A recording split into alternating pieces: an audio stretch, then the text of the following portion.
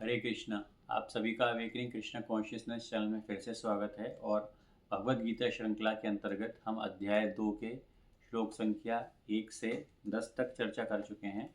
आज के इस एपिसोड में हम श्लोक संख्या 11 एवं 12 पर चर्चा करेंगे एवं उसका इन दोनों श्लोकों को हम अपने वर्तमान जीवन में किस प्रकार से उतारें उस पर भी हम थोड़ा सा चर्चा करने का प्रयास करेंगे। ओम अज्ञानतिमिरन्धस्य ज्ञानञ्जनशलाख्या चक्षुरुन्मिलितं येन तस्मै श्रीगुरुवे नमः। श्रीचैतन्यमनोभीष्टं स्थापितं येन भूतले स्वयं रूपकदा मह्यं ददाति स्वपदान्तिकं। वन्देऽहं श्रीगुरुश्रीयुतपदकमलं श्रीगुरून् वैष्णवां च श्रीरूपं साग्रजातं सहगना ललिता सहगना रघुनाथान्वितं तं सजीवं साद्वैतं सावधूतं परिजनसहितं कृष्णचैतन्यदेवं श्रीराधाकृष्णपादान् सहगना ललिता श्रीविशाखान्वितां च। हे कृष्ण करुणा सिंधु दीनबंधु जगतपते गोपेश गोपिका कांत राधाकांत नमोस्तुते। तप्त कांचन गौरांगी राधे वृंदावनेश्वरी वृषभानुसुते देवी प्रणमामि हरिप्रिय। वाञ्छाकल्पतरुभ्यश्च कृपा सिन्धुभ्येव च पतितानां पावनेभ्यो वैष्णवेभ्यो नमो नमः। श्री कृष्ण चैतन्य प्रभु नित्यानंदा श्री अद्वैत गदाधर शिवासादि गौर भक्त वृंदा। हरे कृष्ण कृष्ण कृष्ण हरे हरे, हरे राम राम राम हरे हरे, हरे कृष्ण। तो श्लोक संख्या 11 जिसमें कि अब भगवान श्री कृष्ण जो है अर्जुन को बता रहे हैं। इससे पहले हमने देखा कि किस प्रकार से जो है अर्जुन कहता है कि वो युद्ध नहीं करेगा। तो यहाँ भगवान श्री कृष्ण अब अर्जुन को बता रहे हैं। श्री भगवान उवाचौ असोच्यन अन्वसचोस्त्वं प्रज्ञावादमश्चोभाससे गतासुन आगमतश्च नानुशोचन्ति पंडितः। अर्थात भगवान श्री कृष्ण अर्जुन से कहते हैं, श्री भगवान ने कहा तुम पांडित्यपूर्ण वचन करते हुए उनके लिए शोक कर रहे हो जो शोक करने योग्य नहीं है। जो विद्वान होते हैं वे ना तो जीवित के लिए और न ही मृत के लिए शोक करते हैं। तात्पर्य ऐसी भक्तिवेदांत श्रील प्रभुपाद द्वारा। श्री प्रभुपाद हमको बताते हैं श्लोक में कि भगवान ने तत्काल गुरु का पद संभाल लिया और अपने शिष्य को अप्रत्यक्षता मूर्ख कहकर डांटा। क्यों डांटा? उन्होंने कहा तुम विद्वान की तरह बातें तो करते हो किंतु तुम यह नहीं जानते कि जो विद्वान होता है अर्थात जो यह जानता है कि शरीर तथा आत्मा क्या है, वह किसी भी अवस्था में शरीर के लिए चाहे वे जीवित हो या मृत शोक नहीं करता। अगले अध्याय में हमको यह स्पष्ट हो जाएगा कि ज्ञान का अर्थ पदार्थ तथा आत्मा एवं इन दोनों के नियामक को जानना है। अर्जुन का तर्क था कि राजनीति या समाज नीति की अपेक्षा धर्म को अधिक महत्व मिलना चाहिए, किंतु उसे यह ज्ञात न था कि पदार्थ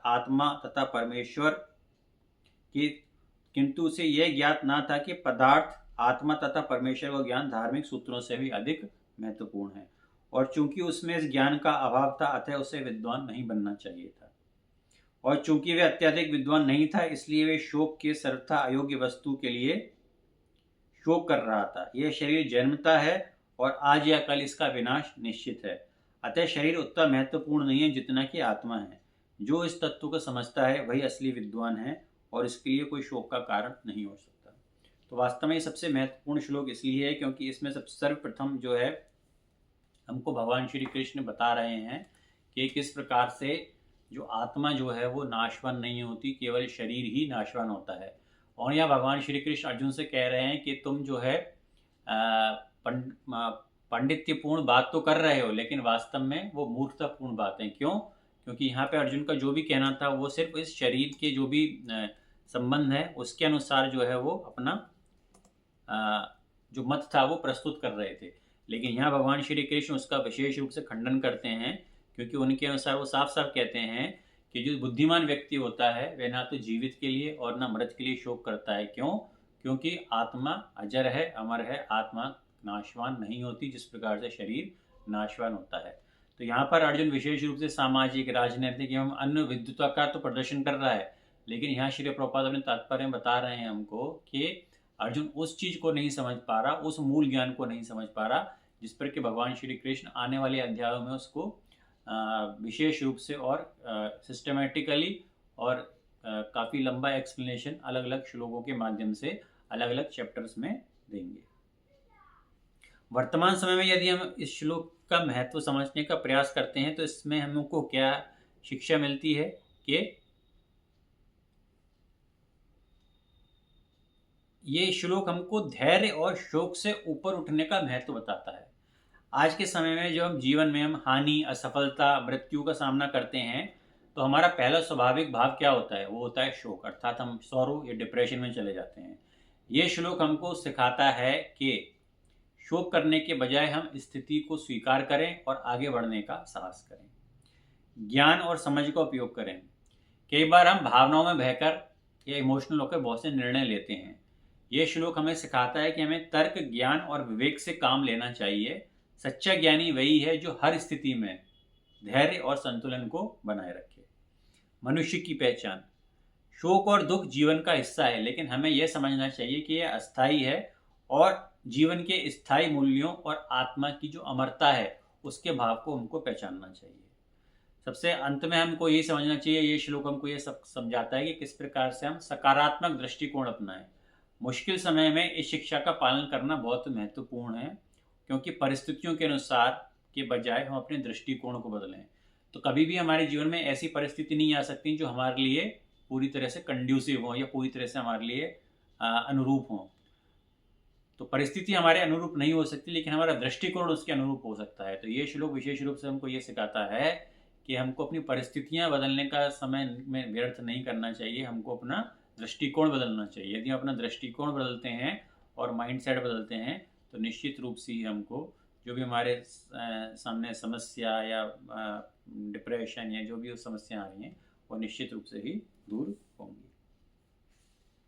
आगे श्लोक संख्या 12 ना, यहाँ भगवान श्री कृष्ण फिर अर्जुन को कह रहे हैं, ना त्वम एवं जातौ नासम ना त्वम नेमे जनाधिपा ना चैव ना भविष्यामा सर्वे वयम अथा परम। भगवान श्री कृष्ण अर्जुन को कहते हैं, ऐसा कभी नहीं हुआ कि मैं ना रहा हूं या तुम ना रहे हो, अथवा ये समस्त राजा ना रहे हो, और ना भविष्य में ही, और ना ऐसा है कि भविष्य में हम लोग नहीं रहेंगे। तो यहाँ भगवान श्री कृष्ण अर्जुन को विशेष रूप से स्पष्ट कर दिया कि हे अर्जुन, ऐसा कोई भी कालखंड नहीं था जबकि तुम और ये राजा इस समय ना रहे हो, भूतकाल में या वर्तमान में और या भविष्य में नहीं होंगे।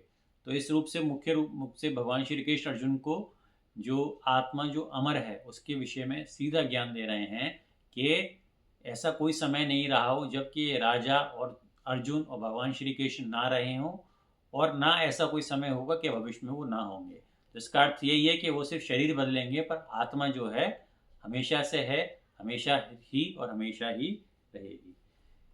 तात्पर्य एक सी भक्तिवेदांत श्रील प्रभुपाद द्वारा। श्री प्रभुपाद इस तात्पर्य में विशेष रूप से हमको बताते हैं। तो तात्पर्य समझने से पहले हमको ये समझने का प्रयास करना चाहिए कि इस श्लोक के तात्पर्य में हमको श्रील प्रभुपाद एक तो इस श्लोक का तात्पर्य समझाएंगे एवं इसके साथ ही जो हमारे अलग अलग स्कूल ऑफ थॉट्स हैं, जिसमें से अद्वैत है, द्वैत है, और किस प्रकार से जो मायावादी है, शून्यवादी जो होते हैं, जो कहते हैं कि भगवान निराकार है, उसका किस प्रकार से इस श्लोक तक के तात्पर्य में श्रील प्रभुपाद ने खंडन किया है, उसके बारे में हम विस्तार से चर्चा करेंगे। तो तात्पर्य इसी भक्तिवेदांत श्रील प्रभुपाद द्वारा। श्रील प्रभुपाद बताते हैं श्लोक में कि कठोपनिषद एवं श्वेताश्तर उपनिषद में कहा गया है कि जो श्री भगवान असंख्य जीवों के कर्म तथा कर्मफल के अनुसार उनकी अपनी अपनी परिस्थितियों में पालक हैं, वही भगवान अंश रूप में हर जीव के हृदय में वास कर रहे हैं। केवल साधु पुरुष जो एक ईश्वर को भीतर बाहर देख सकते हैं, पूर्ण एवं शाश्वत शांति को प्राप्त कर पाते हैं। कठोपनिषद में जो श्लोक आता है वो आता है, नित्यो नित्यानाम चेतस चेतनानाम एको बहुनाम वो विद्यति कामान तम आत्मास्थम या नुपश्यन्ति धीरस तेसम संत्य शाश्वती नेता रेशम। अर्थात जो वैदिक ज्ञान अर्जुन को प्रदान किया गया है वह विश्व के समस्त पुरुषों को प्रदान किया जाता है, जो विद्वान होने का दावा तो करते हैं किंतु उनकी ज्ञान राशि न्यून है। भगवान ये स्पष्ट करते हैं कि वे स्वयं अर्जुन तथा युद्ध भूमि एकत्र सारे राजा शाश्वत प्राणी हैं, और इन जीवों की बद्ध तथा मुक्त अवस्था में भगवान ही एकमात्र उनके पालक हैं।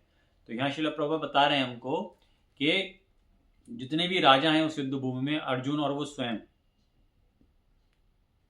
वो सब शाश्वत हैं, उनकी कभी मृत्यु नहीं हो सकती। और कोई भी जीव या तो बद्ध हो या मुक्त हो, अर्थात या तो वो बॉन्डेड हो या वो लिबरेटेड सोल हो, उन सब का जो पालक हैं वो भगवान श्री कृष्ण ही हैं। भगवान परम पुरुष हैं तथा भगवान का चिर संगी अर्जुन एवं वहां पर एकत्र सारे राजगण शाश्वत पुरुष हैं। ऐसा नहीं है कि ये भूतकाल में प्राणियों के रूप में अलग अलग उपस्थित नहीं थे, और ऐसा भी नहीं है कि ये शाश्वत रूप बने नहीं रहेंगे। इनका अस्तित्व भूतकाल में भी था, भविष्य में भी निर्बाध रूप से बना रहेगा, अतः किसी के लिए भी शोक की कोई भी बात नहीं है। यह मायावादी सिद्धांत की मुक्ति के बाद आत्मा माया के आवरण से पृथक होकर निराकार ब्रह्मा में लीन हो जाएगा और अपना अस्तित्व खो देगा। यहाँ पर परम अधिकारी भगवान कृष्ण द्वारा पुष्ट नहीं हो पाता। इसके बाद के पैराग्राफ में श्रील प्रभुपाद विशेष रूप से, जैसे हमने बताया था, कि किस प्रकार से मायावादी निराकार ब्रह्म के बारे में जो उसकी हमको बता रहे हैं कि किस प्रकार से ये श्लोक हमको निराकार ब्रह्म वाली जो थ्योरी है उसके विषय में भी हमको जागरूक करता है और बताता है कि ऐसा नहीं होता। ना ही इस सिद्धांत का समर्थन हो पाता है कि बद्ध अवस्था में ही हम अस्तित्व का चिंतन करते हैं। यहाँ पर कृष्ण स्पष्टता कहते हैं कि भगवान तथा अन्यों का अस्तित्व भविष्य में भी अक्षुण्ण रहेगा, जिसकी पुष्टि उपनिषदों द्वारा भी होती है। अर्थात भविष्य में भी वो सारी जीवात्मा रहेंगी जो कि भूतकाल में थी। यदि अस्तित्व तथ्य न होता तो फिर कृष्ण इतना बल क्यों देते, वह भी भविष्य के लिए। मायावादी ये तर्क कह सकते हैं कि कृष्ण द्वारा कथित अस्तित्व आध्यात्मिक न होकर भौतिक है। तो यहाँ श्रील प्रभुपाद कह रहे हैं कि जो मायावादी फिलोसफर्स हैं वो इस बात पे हमको बता सकते हैं कि वास्तव में ये भगवान श्री कृष्ण का तर्क है, या आध्यात्मिक नहीं होकर भौतिक है, कि भविष्य में भी ये होंगे या भूतकाल में भी ये थे। यदि हम इस तर्क के अस्तित्व भौतिक होता है स्वीकार कर भी लें, तो फिर कोई कृष्ण के अस्तित्व को किस प्रकार पहचानेगा। यहाँ श्री प्रभुपाद प्रश्न कर रहे हैं कि यदि हम स्वीकार कर लें कि ये भौतिक है, तो फिर हम श्री कृष्ण के अस्तित्व को किस प्रकार पहचानेंगे। ये हमने मान लिया कि जो राजा हैं या जो अर्जुन हैं उनका अस्तित्व तो भौतिक है, लेकिन जब भगवान श्री कृष्ण कह रहे हैं कि मैं भी पहले था और अभी भी हूँ और बाद में भी रहूंगा, तो उनका अस्तित्व हम भौतिक नहीं मान सकते। श्री कृष्ण तो हमको पता है कि वो सच्चिदानंद विग्रह हैं, तो उनका अस्तित्व जो है आध्यात्मिक ही रहेगा। कृष्ण भूतकाल में भी अपने अस्तित्व की पुष्टि करते हैं और भविष्य में भी अपने अस्तित्व की पुष्टि करते हैं। उन्होंने अपने अस्तित्व की पुष्टि कई प्रकार की है और निराकार ब्रह्म उनके अधीन घोषित किया जा चुका है। कृष्ण सदा सर्वदा अपना अस्तित्व बनाए रहे हैं। यदि उन्हें समान चेतना वाले समान व्यक्तियों के रूप में जाना जाता है, तो प्रमाणिक शास्त्र के रूप में उनकी भगवद गीता को कोई महत्वता नहीं होती। यहाँ श्रील प्रभुपाद कह रहे हैं कि यदि उनको नॉर्मल भौतिक पुरुष के रूप में उनकी गिनती करते, तो उनके द्वारा बोली गई भगवद गीता का वो महत्व नहीं होता जो कि एक किसी साधारण पुरुष ने दिया होता। इसलिए भगवान श्री कृष्ण आध्यात्मिक, उनका स्वरूप जो है आध्यात्मिक है, वो भौतिक स्तर पर नहीं है। गीता सारे साहित्य से ऊपर है। कोई भी संसारी ग्रंथ गीता की तुलना नहीं कर सकता। श्री कृष्ण को समान व्यक्ति मान लेने पर गीता की सारी महत्वता जाती रहती है। मायावादियों का तर्क है कि इस श्लोक में वर्णित द्वैत लौकिक है और शरीर के लिए प्रयुक्त हुआ है। तो यहाँ मायावादी फिलोसफर्स हमको ये बहस बताते हैं कि वास्तव में ये जो श्लोक में भगवान श्री कृष्ण निर्देश दे रहे हैं वो इस शरीर की लौकिक दृष्टि से उसका वर्णन किया, अलौकिक दृष्टि से नहीं किया गया। अर्थात ये एक शरीर या शरीर के लिए ही इस श्लोक का इस्तेमाल किया जा रहा है। इस श्लोक का इस्तेमाल आत्मा के लिए नहीं किया जा रहा। किंतु इससे पहले वाले श्लोक में ऐसी ध्यात्म बुद्धि की निंदा की गई है। एक बार जीव की ध्यात्म बुद्धि की निंदा करने के बाद ये कैसे संभव है कि कृष्ण पुनः शरीर पर उसी व्यक्ति को दोहराते। इससे पहले वाले श्लोक में हमने देखा था कि भगवान श्री कृष्ण कह रहे हैं कि वास्तव में जो विद्वान होते हैं वे न जीवित के लिए और न मृत के लिए शोक करते हैं, तो ये शोक करने योग्य नहीं है। तो यदि उसी चीज को भगवान श्री कृष्ण को बताना होता तो अगले श्लोक में वो शरीर के बारे में क्यों, आत्मा के बारे में क्यों आगे कंटिन्यू करते। तो जो मायावादियों का जो तर्क है कि ये जो फिलॉसफी इस श्लोक में शरीर के लिए आती है, वो पूर्ण रूप से श्रील प्रभुपाद उसका निस्तारण करते हैं और कहते हैं कि ये श्लोक आत्मा के लिए ही प्रयुक्त हुआ है। अतः यह अस्तित्व आध्यात्मिक आधार पर स्थापित है और इसकी पुष्टि जो है रामानुजाचार्य तथा अन्य आचार्यों ने भी की है। गीता में कई स्थलों में इसका उल्लेख है कि यह आध्यात्मिक अस्तित्व केवल भगवत भक्त द्वारा के हमको प्राप्त होता है। जो लोग भगवान कृष्ण का विरोध करते हैं एवं उनकी महान सत्य तक पहुंच नहीं हो पाती, भक्तों द्वारा गीता को उपदेशों को समझने का प्रयास मधुमक्खी द्वारा मधु पात्र को चाटने के सदृश है। पात्र को खोले बिना मधु को नहीं चखा जा सकता। इसी प्रकार भगवद गीता के रहस्यवाद को केवल भक्त ही समझ सकते हैं, अन्य कोई नहीं।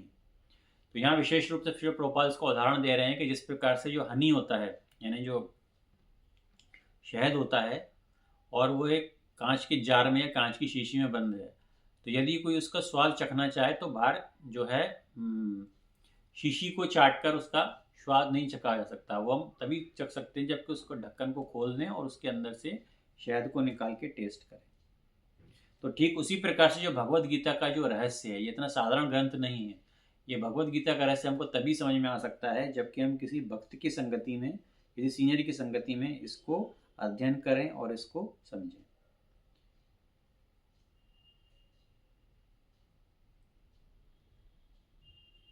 तो आगे श्री प्रभुपाद कहते हैं कि गीता का स्पर्श ऐसे लोग कर पाते हैं जो भगवान के अस्तित्व का ही विरोध करते हैं। ऐसे लोग कभी भी नहीं कर पाते जो भगवान के अस्तित्व का विरोध करते हैं। अतः मायावादियों द्वारा गीता की व्याख्या मानो समग्र सत्य का सरासर भ्रामक निरूपण है। भगवान चैतन्य ने मायावादियों द्वारा की गई गीता की व्याख्याओं को पढ़ने का स्पष्ट विरोध किया है और चेतावनी दी है कि जो भी कोई ऐसे मायावादी दर्शन को ग्रहण करता है वह गीता के वास्तविक रहस्य को समझ पाने में असमर्थ रहता है।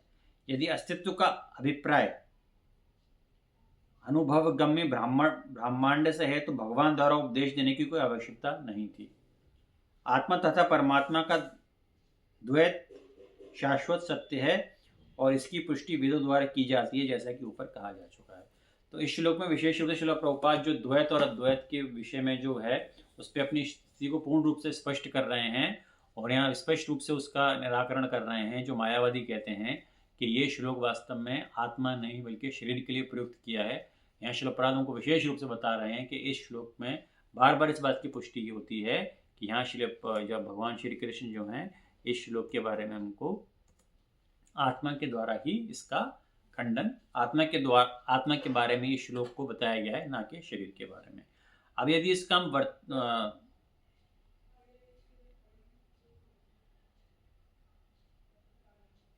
वर्तमान में इसका संदर्भ में शिक्षाएं समझने का प्रयास करें तो इस श्लोक से हमको क्या सीखने को मिलता है।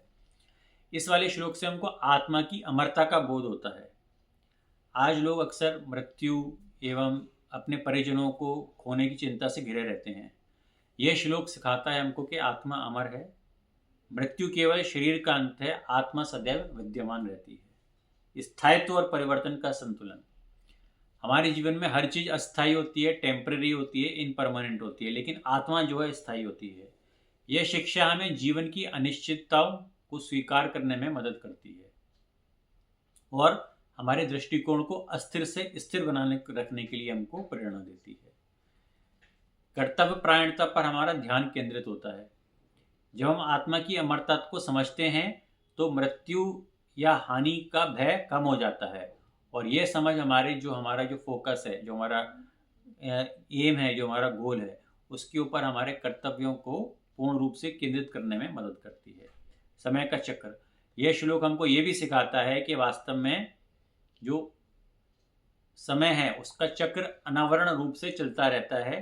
जो पहले था वो आज नहीं है और जो आज है वो कल नहीं रहेगा। इस सच्चाई को सीखकर हमें वर्तमान में जीना चाहिए और अपने कर्तव्यों का पूर्ण निष्ठा के साथ उनको करना चाहिए। व्यवहारिक दृष्टिकोण से यदि हम देखें तो यह श्लोक हमको तनाव और चिंता से समाधान देता है, जीवन की तनावपूर्ण स्थितियों को सामना करने की शक्ति देता है और हमारे जीवन को स्थिरता एवं आत्मविश्वास प्रदान करता है। प्रियजनों तथा संबंधों के शोक की असमझी से ऊपर उठकर उनके साथ समय बिताने और उनकी आत्मा को समझने अर्थात हमारे संबंधों में संतुलन देता है। क्योंकि जब हम ये समझ लेते हैं कि सामने वाला व्यक्ति है, शरीर नहीं आत्मा है, तो हम ये समझ में आ जाता है कि वास्तव में जिससे प्रेम कर रहे हैं उनको एक आत्मा से प्रेम करना चाहिए, ना कि किसी शरीर से। मृत्यु का भय हमें समाप्त करता है। आत्मा की अमरता का बोध होने पर हमें मृत्यु के भय से मुक्ति मिलती है और यह समझकर हम एक अधिक संतुलित और शांतिपूर्ण जीवन जी सकते हैं, क्योंकि हमें यह समझ में आ जाता है कि वास्तव में यह शरीर तो नश्वर है और आत्मा चिरायु है, अमर है, वो शरीर का त्याग करके दूसरा वस्त्र धारण कर लेगी। दैनिक जीवन में हमको धैर्य मिलता है, अर्थात जीवन की छोटी छोटी समस्या दुखी होने के बजाय हम उनका धैर्य पूर्वक एवं जिसको बोलते हैं परसीवरेंस और पेशेंस के साथ उसका सामना करते हैं, और ऐसा करने में हमको अपने जीवन यापन ठीक प्रकार से करने में हमको मदद मिलती है। हरे कृष्ण।